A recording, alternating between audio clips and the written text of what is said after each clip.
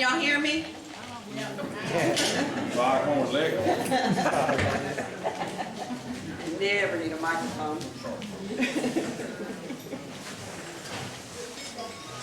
Everybody got those phones going on?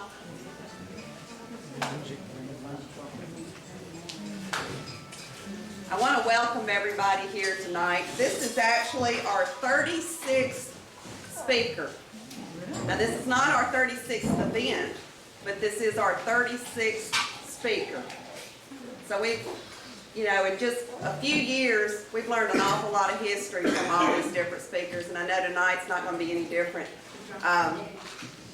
But Phil's recording this as he's done all of them, so you will be able to purchase this on DVD within the next couple of days. And I encourage you to get all of them. They're really great to have. It's living history, and you can sit there and watch it. Just amazing stories that we've had the last few years. Here in the next few weeks, along with your tax bills and all that, you're going to get something in the mail from the museum. It is our fundraiser letter, and it'll explain some things in detail. Thad kind of worked up a letter, and I worked up some other things to go along with that. But you'll get that in the mail, and I hope you really sit down and look at it. It's got some different options that you'll be able to do. And I won't really go into that, but you'll see that when you get that in the mail. And I hope you will all give. Just keep on giving. Also, we've talked about our building fund over here and what we're doing, trying to get the new building. We're very close to that, and that's something that you'll see in the letter. We've got till the end of September to raise all that money. But there again, we've got a very nice museum here, and we've got to keep that going too. So like I said, you'll see some options on there. So just read over it. If you have any questions, call me, call Thad, call any of our board members. Encourage people to come and visit the museum. We've had lots of different visitors here in the last few months. And everybody that comes in is always very surprised and just can't believe that Minden has such a nice museum, and we really do. If you've been to other small towns, we're way beyond what a lot of the bigger towns have. We really have a very nice museum. Don't forget that this room here is available for rent. Depending on what you use it for is how much it costs. Sometimes I can make it seem like it's being used for something else, and we'll work with you on that. If John Agan or myself is the speaker, that's a special price. Not too many kids' birthday parties though. Shelly? Yes, sir. Don't forget, for drinks, a nice meal, and good entertainment, we have a tip jar up on the bar. And the tips do not go to the bartender. You have to watch them, but they do not go to the bartender.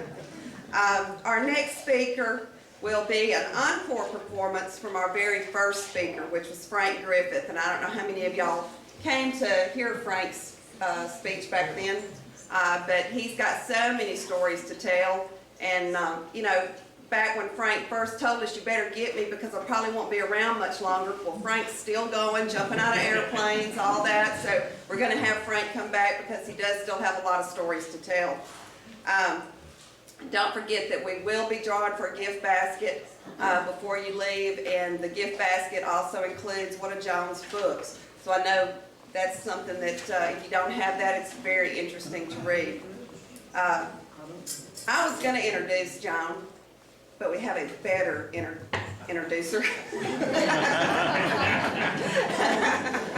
But one thing I do want to say about Joan is anything that I have ever done, she's always been there to help me. Her and Joe both. I mean, they have played in almost every ghost walk, somebody, whether it's somebody related to them or somebody I just said, do this person. In fact, most people think Joe's Alberta Glass. Now you've been out there too, so.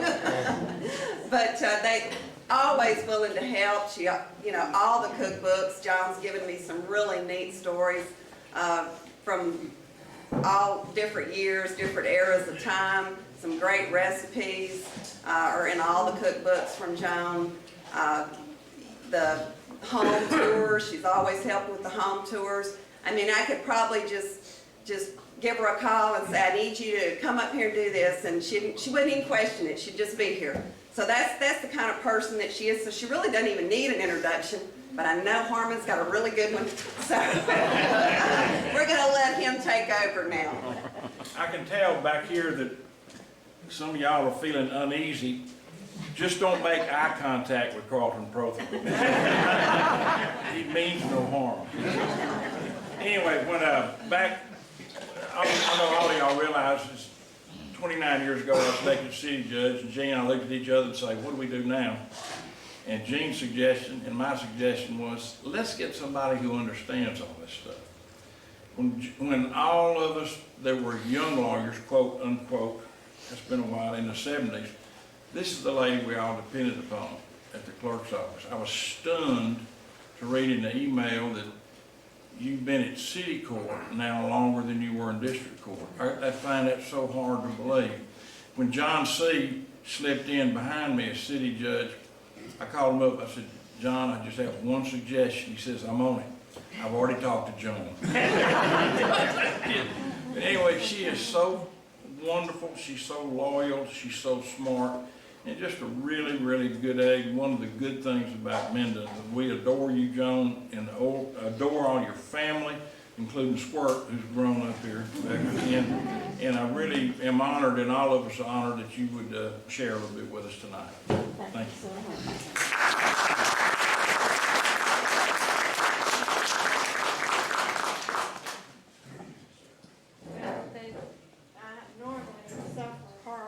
Stage fright, why do you want to do this? But this is like family.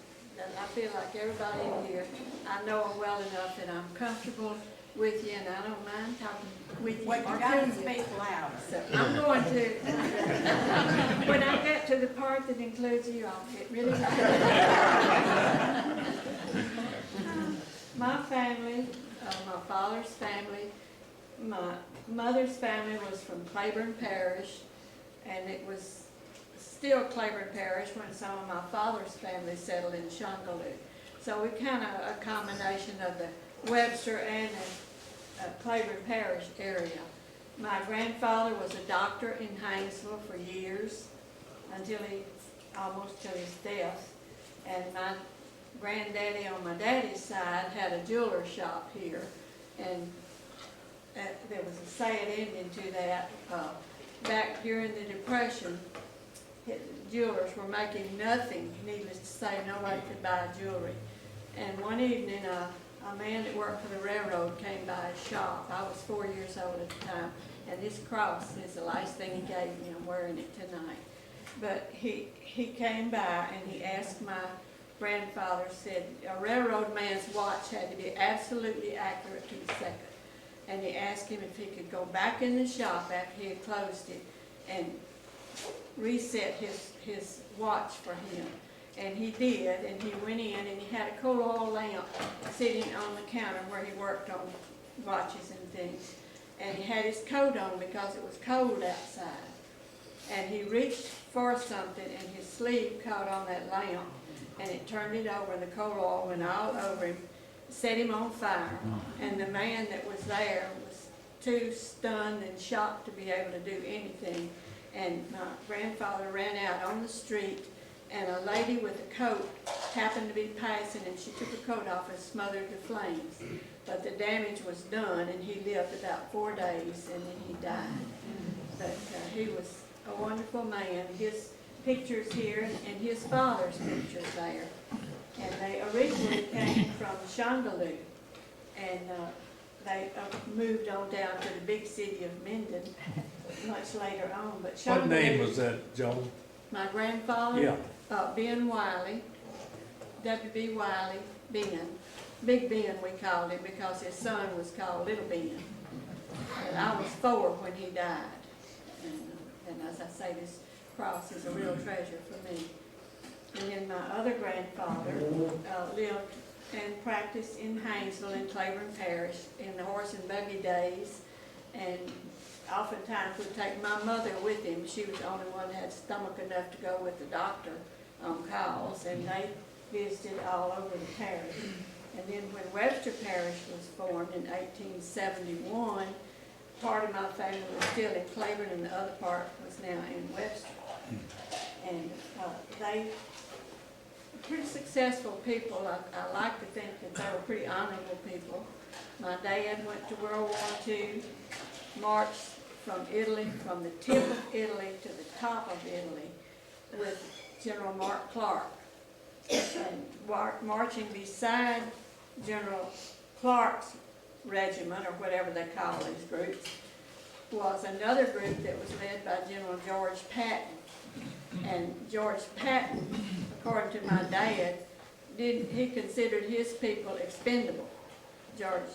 Mark Clark did not. He took care of his people. And everyone thought a lot of General Clark, but not a whole lot of people were too impressed with General Patton.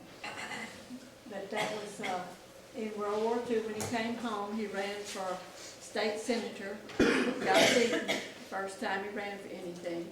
And he turned around and ran for clerk of court and was elected and stayed there 20 years. And he had run for, he was going to retire, and he had run for police jury and had been elected, and he had a heart attack and died before he could take office. So he was Minden through and through, and I think we all are. You know, just I've lived a few places, I've traveled some, I've been different places, but Minden is, we're Minden, my whole family, both sides of it. We love Minden. I wouldn't live anywhere else. I can't think of anywhere else I would want to live, and this is it. That's one reason I'm so fascinated with this museum, because it's the essence of Minden. And everything and everybody, like Marcus Wren, different ones you talk to, you find out a lot of things that you didn't even know, even though I was born and raised here. But I think you can see I do some piddling. I paint, I write poems, and I have a book that I wrote. But before I get to that, I need to tell you about probably the one that's most asked about is my grandmother's uncle, my dad's great uncle, was Clarence Pratt. And Clarence was feisty, I have to say. And he was beyond feisty, but he went to the war when the South surrendered. He didn't. And they put him in a prison camp somewhere, and he stayed an extra 4 months because he flatly refused to sign the amnesty declaration. And I think when they finally did get rid of him, they were probably sick of him and just shoved him out the gate and told him, just make your way home, because he was constantly mouthing off and causing trouble. And I have to say that my dad inherited a part of that kind of personality from him, because if you stirred my daddy up, he could pretty well match you toe to toe. But the Clarence, after he came home, and most of you already know this is ancient history to anyone from here, but after he came home, he established a little newspaper in Minden, and he was as happy as any Southerner was that just lost in the war. He was busy as he could be with his paper. And this man came to town, Mr. Lewis, and ran for some office. And my freaking little uncle decided there was something wrong with this man. So he starts digging into his past and found out that this man had come over here from Georgia and had a very shady past. In fact, he found out that this man had been bribed into releasing a robber, a bank robber, which he did release him. And then he left over there and came over here. Well, that's all my uncle needed, my great-great-uncle needed to hear was that. So he immediately put it on the front page of his paper. And he told everybody that would listen to him, and he called him a scalawag, which to him was the worst thing you could be called in those days. You didn't call anybody a scalawag unless you were just damning them to hell. That's what he called him. Well, the man's son was so offended that he challenged him to a duel. And they went down to property that belonged to the Pratt family, past Overton, and had a duel. It was with Colts at 20 paces. I have to write this down. At 20 paces in this field. And Mr. Lewis was so sure that his son was going to be the one that would be shot and killed that he furnished a mattress to bring him back to town on. Well, as it turned out, my great-great-uncle, who was probably by that time mad enough to shoot at the moon, missed with his shot. But Mr. Lewis managed to hit him in the side. It missed his spine, but it went through the side. So, but he was also kind enough to let him borrow his mattress to get brought back to town. And he lived on he left here. I suppose he was too embarrassed to stay after losing a feud and the shootout with his own mouth. And he left and went to Texas and died several months after that. And he's buried over here in the Minden Cemetery. He had a brother named Edward that also fought in the war, who died at Manassas, but he died from illness, not from injury. And he's also buried over in the old cemetery. And that cemetery is kind of our pet project. We go take care of it and clean the tombstones and put flowers out on holidays and all of that, because to me those people are just as precious to me dead as they were when they were alive. But during the time that when the war was over, he had two younger sisters, Amarantha and what was the other one's name, Cyndy? We thought it was Amanda, but I think it might be wrong. Dorinda or Dorinda? It could have been. And these girls, they were Dorliska. And they were, this is a picture, in fact I have some extras of these.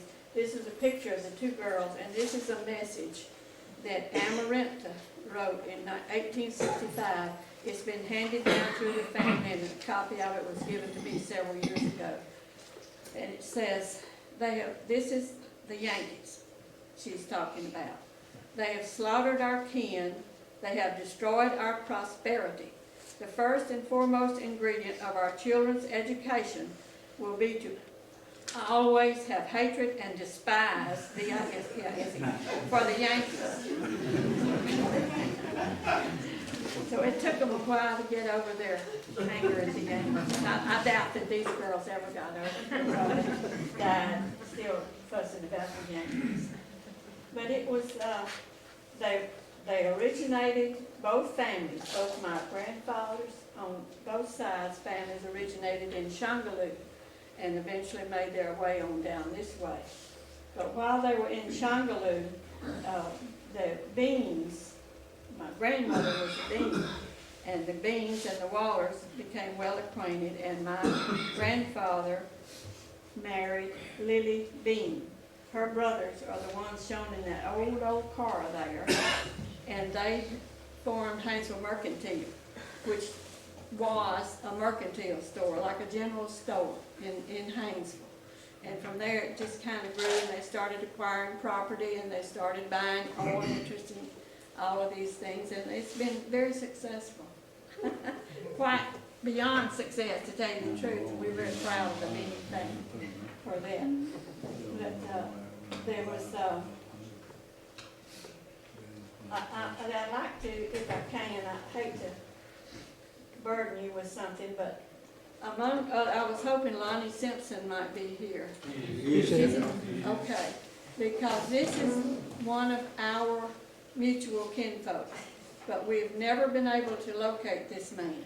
And Lonnie doesn't know, and I haven't been able to find out, but my grandmother's, Waller's, aunt, a great aunt maybe, had a son that was killed in the war. And she sent, when he left to go to war, she sent his servant with him. And the boy, needless to say, was killed and brought home. But I wrote this poem, and it's been published, and it's been read at several of the SCV meetings. And I'm hoping that at some point in time, someone will recognize. All I can tell you is I was so small when I heard about it, that this lady was related to the Simpsons, either by marriage or she may have been born a Simpson, but we've never been able to find out. But this is the tale of her son. It's called Joseph and the Wagon. He was young and handsome. He was young and strong and handsome. The year was 1861. Swords of battle clanked and rattled. The Civil War had just begun. He'd seen barely 18 summers on that Louisiana farm, had no knowledge of the fighting, gave no thought to death or harm.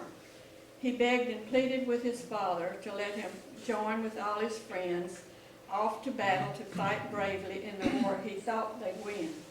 His dear mother and his sisters wept sad tears on that dark day when he climbed into his saddle and so proudly rode away. He took his body servant with him, little Joseph was his name, riding gladly with young master as the skies began to rain.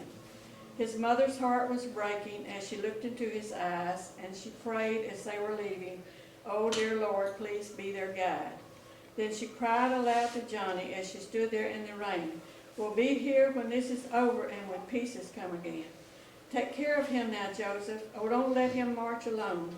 And when this war has ended, little Joseph, bring him home." They rode to old New Orleans, where they joined with other boys. They took the train along the river, gone to fight their glorious wars. On to Vicksburg, then to Manassas, Little Round Top, Chancellorsville, young master and his servant sent to fight for Southern will. Day to day you saw them changing from the boys they once had been. On they struggled with the sadness as they buried childhood friends. Johnny took a ball in Georgia, fell face down upon the clay. Joseph pulled him from the battle and sat beside him night and day. He fought the raging fevers and the chills that followed them. Would have lost his life so surely had dear Joseph not saved him. Letters home, though few in number, spoke of mother, farm, and friends, begged her please to tell his father he'd be there, but knew not when. Oh, the years went by so slowly, springs and summers, winter's chills, their hearts no longer in the fighting, just to kill or yet be killed. When at last the battles faltered and it seemed the war might end, young Johnny and little Joseph turned their eyes toward home again. "We'll be going home soon, Joseph, just in time to cut the cane. It'll take a while to get there, but we'll get there just the same." In the early days of August, as they struggled up a hill, a Yankee soldier raised his rifle. There's another Reb to kill. The shell that hit him shattered, tearing flesh and breaking bone. As he died, he turned to Joseph and said, "Joseph, take me home." His mother and his sisters were in the garden on the day that they heard the wagon clanking up the road from far away. "I brung him home, old missus. Here's young master home at last." And he pointed to the coffin, then he sadly shuffled past. This is the part that I'm interested in getting across to you. They buried him that summer on the hill where cattle grazed, where he and Joe had played as children in those long dead southern days. Never more did they see Joseph or the wagon they rode on, but he kept his word to Johnny when he brought young master home. I wrote this in 1993, and I've asked around and checked around. We cannot find. All we know is that this was a relative of my grandmother's who was related to the Simpson family, and this boy was buried on the farm, the family farm, in a little private family cemetery plot. We cannot find it. If anyone ever, in any of your travels, hears about it, please let me know, because SCV wants to put a monument up there. And if we have, it may be under the highway somewhere by now, we just don't know. But we've never been able to track this down. And I overheard my grandmother and some of the older members of the family talking about his mother said till the day she died, she heard those metal wagon wheels planking on the road as they brought him home, on the gravel and the dirt. So if you come across a Simpson, let me know. Or let Lonnie know, he's looking too. But the Wiley family were basically farmers. They had large properties up around Shongaloo. That's where the old home place was. The Wileys and the Wallers, I'm sure, met at different functions all through their lives. And my mother and my daddy married and moved to Minden, where my Wiley family is. And they stayed here until World War II. And I have among other diddlings and piddlings that I do, I write books. And I'm going to read you a little bit of this book because this is the way that life was in Minden when World War II broke out. This is from a child's point of view. Don't laugh now because this is me.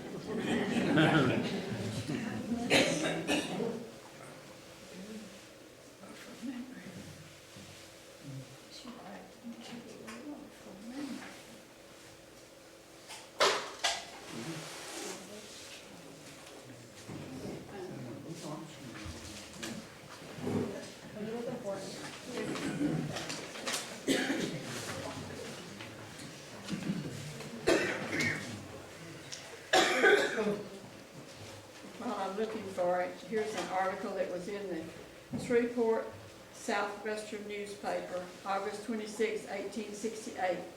Clerk Parish, Louisiana, a duel. The Minden Democrat of the 21st gives the following account of a duel which came off in this parish, when we were still Claiborne, last week. A duel between Robert S. Lewis, Esquire, and the Honorable C.B. Pratt, transferred at the old Overton Fields, 2 miles south of Minden, on the evening of August 18th. The weapons used were Colt revolvers at 20 paces. Mr. Lewis was the son, challenging party being the son of the man that my great-great-uncle had insulted. The weapons used were Colt revolver at 20 paces. Mr. Lewis was the challenging party. Upon the second shot, Mr. Pratt received a flesh wound in his side, the ball penetrating just below the right hip and coming out before touching the spine. The wound, though painful, is not dangerous. It is understood that the meeting occurred in consequence of Mr. Pratt's stricture and denunciation of Colonel John L. Lewis, the father of the other shooter, in a speech recently made in the House of Representatives, and he was in the House of Representatives at that time, with which speech the public was acquainted, as it appears in several of the city and country papers, with the insults that my great-great-uncle paid this other gentleman. This is dated August 26, 1868.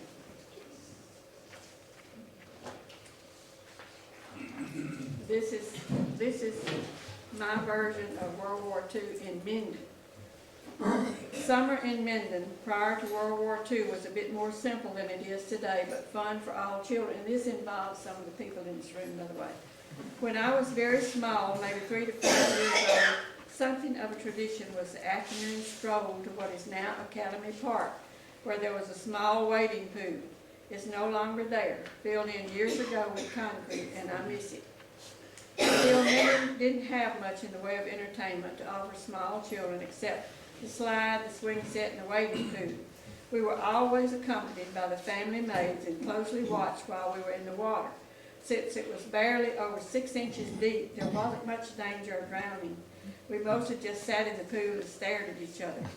The maids had established a form of competition among themselves regarding whose child was the better dressed. It was very important that your child ranked in the top level. There were a number of little girls who were brought there, and most of us, if not all of us, wore starched and ironed pinafores, which was the chosen uniform of the day. Of course, you were not allowed to go anywhere without the required bath. I always wondered why I had to have a bath when I was headed for the water anyway. A bath it was, or you were not going. My mother was really not involved in all of this. This was a ritual involving only the maids and their young charges.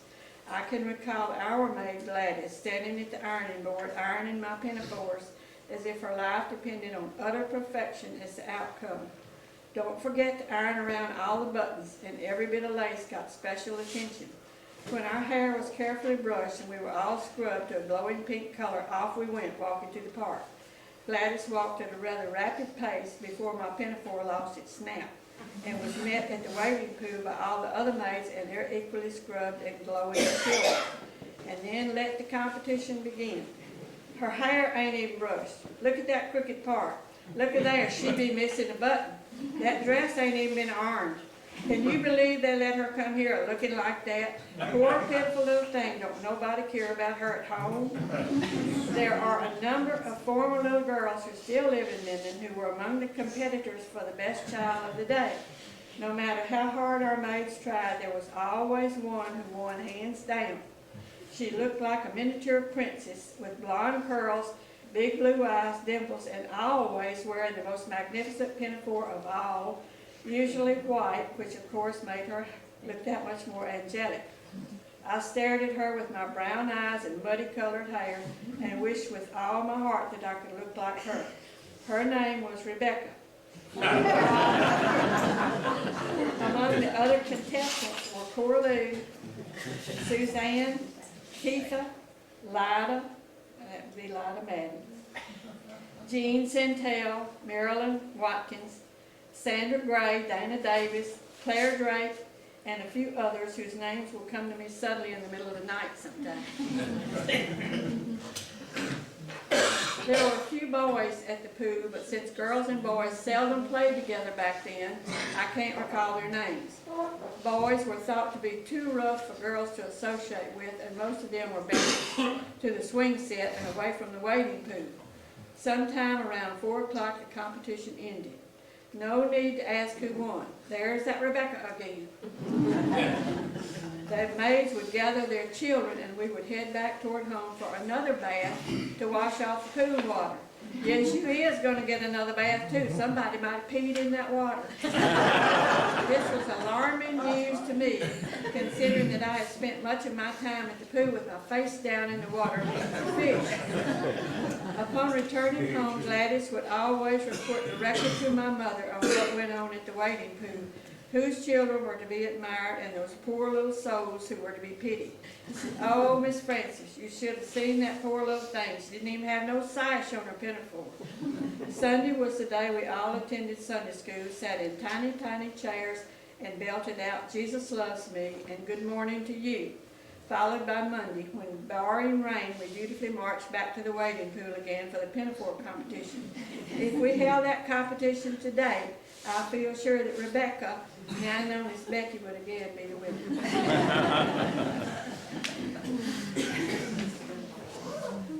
This is a little bit about when World War II came to Minden.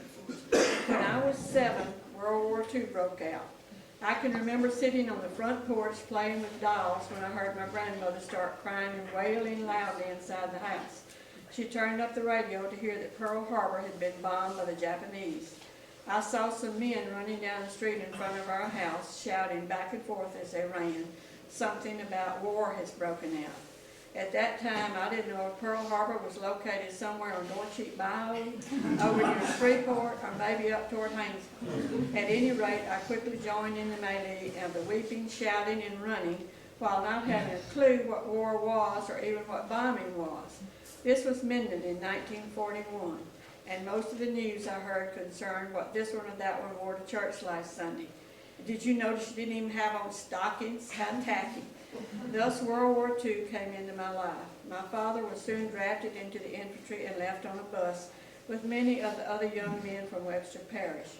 Some had never been out of the parish or even their small communities like Leeton and Shongaloo, most having been raised as farm boys.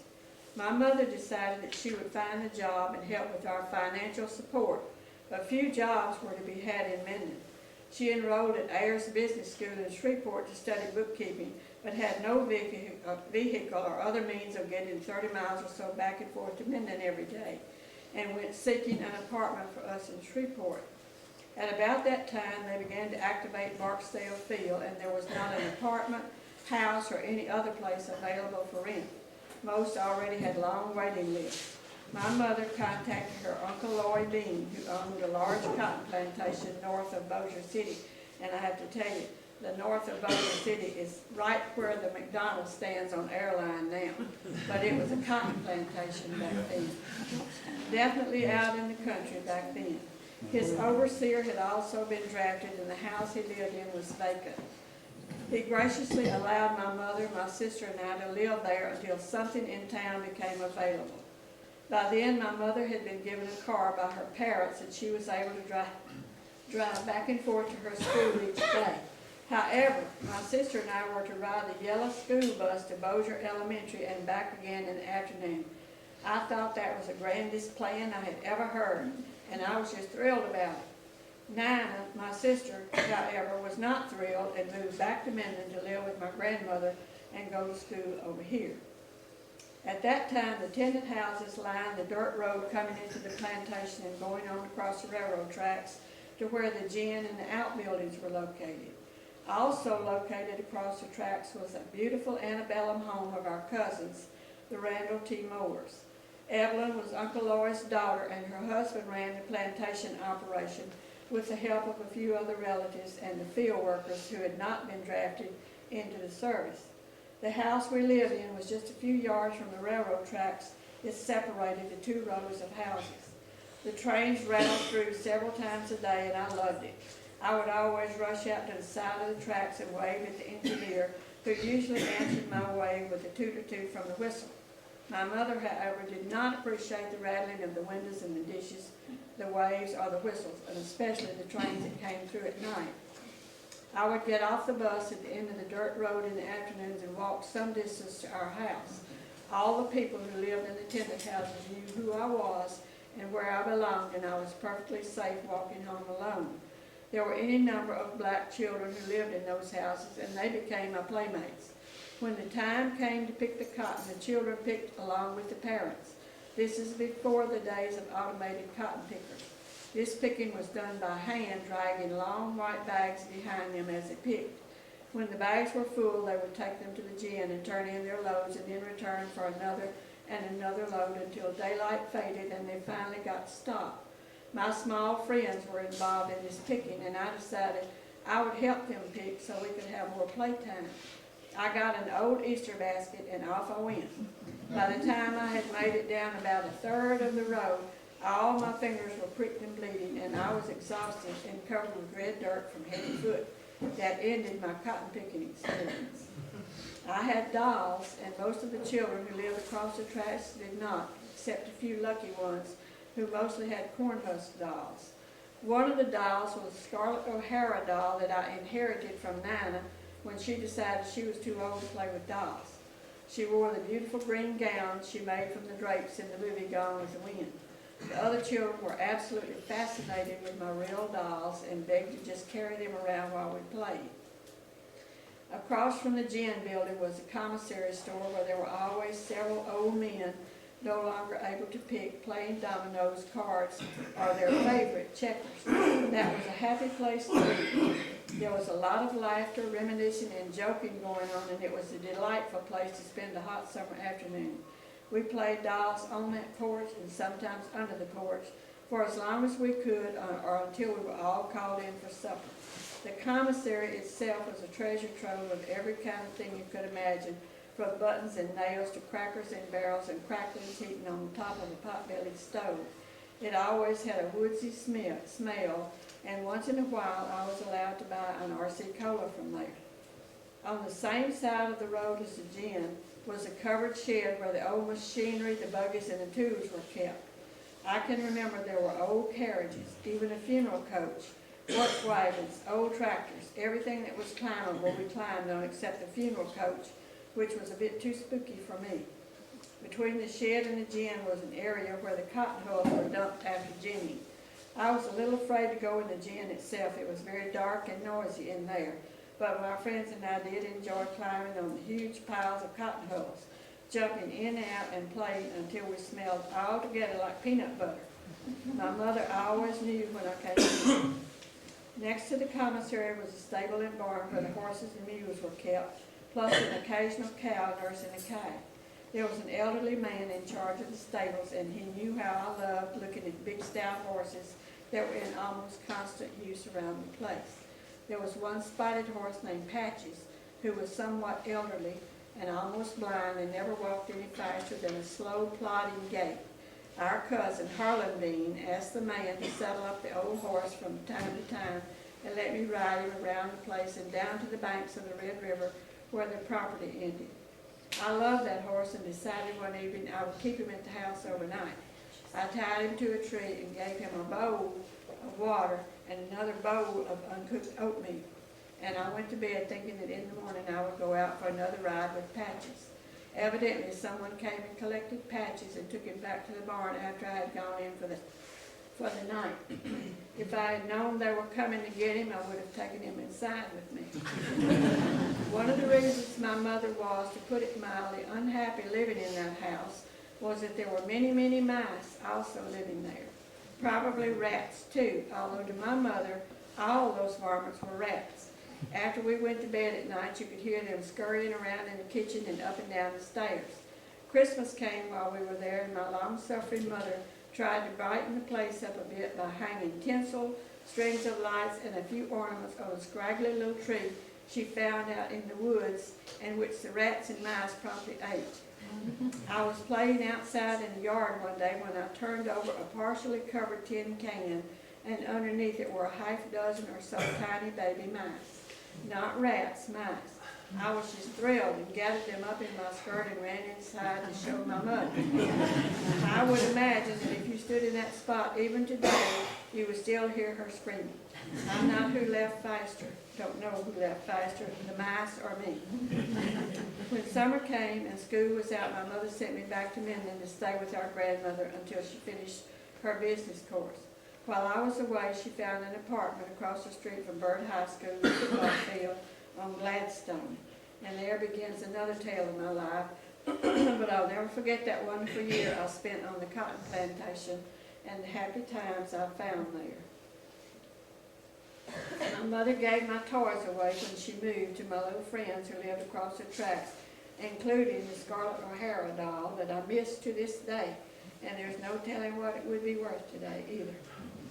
That short time taught me to love living in the country, and I yearned to do so until I was well into my 40s when I finally made it there. I still live on about 10 acres just 5 miles from town, but definitely in the country, and every day of my life I'm so grateful that I do. I can sit on my screen porch with a cup of coffee in the mornings and look out across the pasture, and I can almost see that old plantation.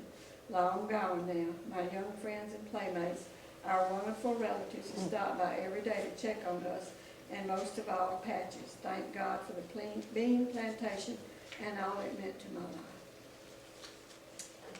This is my other view of World War II. Some of you might remember this, some of these. I have many memories of World War II in the 40s.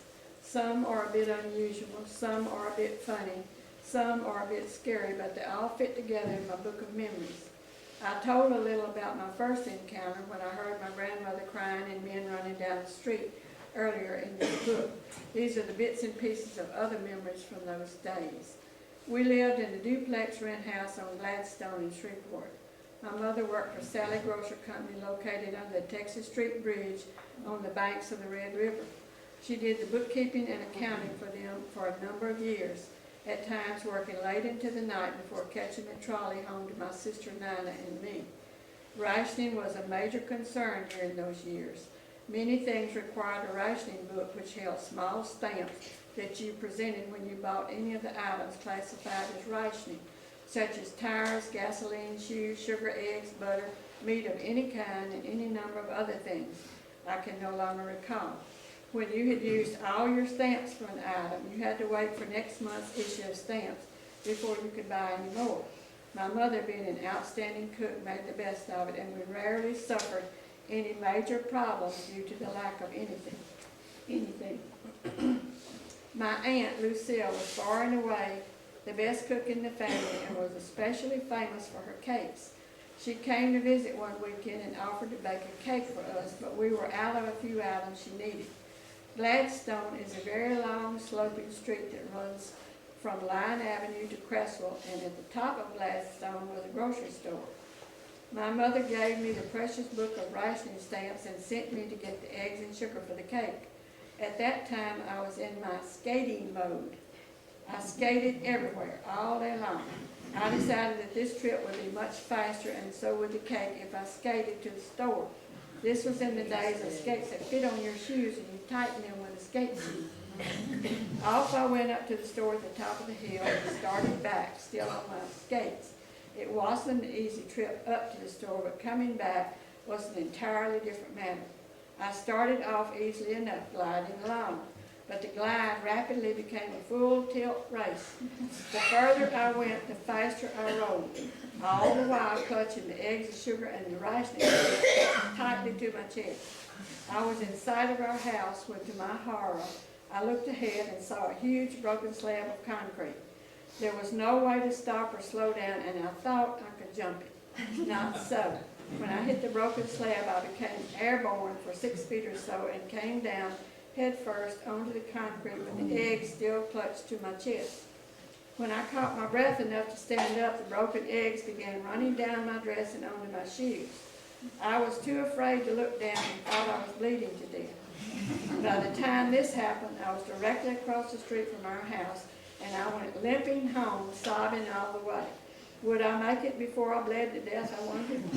My mother and Lucille heard my wailing and met me at the door, still clutching a leaking sack full of broken eggs and sugar and a totally soaked rationing book. Miraculously, Lucille was able to recover enough of the eggs and sugar to make a cake anyway. It was chocolate and probably the best cake I ever ate. I decided then and there I would never attempt to join the roller derby, and from that time on, I walked to and from the store. But these are just a few of my memories from World War II. And this might be interesting to some of you. This is concerning when the maneuvers, as they call them, war practice came to Minden. During the early days of the war, Minden and the surrounding countryside was selected to be the site of a huge gathering for maneuvers, practicing games for the troops in training. Again, this was headed by General George Patton. Sometimes when the marching soldiers, tanks, and jeeps came rumbling down the street, Nina and I would rush out to the curb and wave as they passed. Nina was about 13, maybe 14 at the time, blonde, blue-eyed, very pretty, and the soldiers were more than happy to sign her autograph book, which I believe she still has to this day. I mostly hid behind her since I never figured those soldiers were the least bit interested in talking to a painfully shy 8-year-old. The maneuvers went on for some time. They fought battles in the woods and the creeks inside and outside of town from sunup to sundown. They would bomb the opposing team with either red-tinted or blue-tinted flour, representing wounds and fatalities. And by the end of the day, there was hardly a one who was not either red or blue from head to toe. Since Minden had no campground facilities to accommodate these soldiers in training, they slept where they could and ate where they could. Much to the delight of my mother, grandmother, and Gladys, our extremely talented cook. We had some chickens, all of whom had their necks wrung so they could be fried to feed the soldiers, along with too many other dishes to even try to recall. The house and the yard would be full of soldiers in the evenings, happy to have a home-cooked meal at a real table. At night, they slept in their sleeping bags on the front and backyard of our house. It was a large yard, but you could have walked from sleeping bag to sleeping bag without ever touching the grass. By daylight the next morning, they were all gone, back to the red and blue flower, the creeks and the woods. As suddenly as they came, they were gone, but I will never forget the maneuvers and those young soldiers. God bless them. That's just a few memories of a 7- and 8-year-old from World War II. The Wileys, not the Wallers, my grandmother's parents, her father was a doctor, and he came down here from Cleveland Springs, Arkansas, to Shongaloo, and that's where the old home place was. And there's a picture or two. I was hoping my cousin might be able to come and bring it tonight, but he didn't make it. But that's where they lived. And they, my grandfather became quite involved in the Shongaloo politics at the time, the local Shongaloo politics. And he evidently got on the wrong side of other political people. And he received what John C.'s daddy told me this part of the tale. He received from the other side what they refer to as a red hand letter, which means get out of town or you're not going to live here anymore. You're not going to live, period. So he moved in on into Haynesville and set up his practice there. But that's the first time I'd ever heard the red hand letter. And Mr. Cecil told me that. And Mr. Cecil also told me that when the posse rode from Shongaloo to Minden and eliminated Link Wagoner in the cell, that my grandfather and his brothers were in that posse. So that was news to all of us. We had never heard of anything. But living in Minden has been, it's like living in heaven as far as I'm concerned. I would not want to live anywhere else. I love Minden, the people in it. I love this museum and Shelley, and I appreciate being with you tonight. Thank you.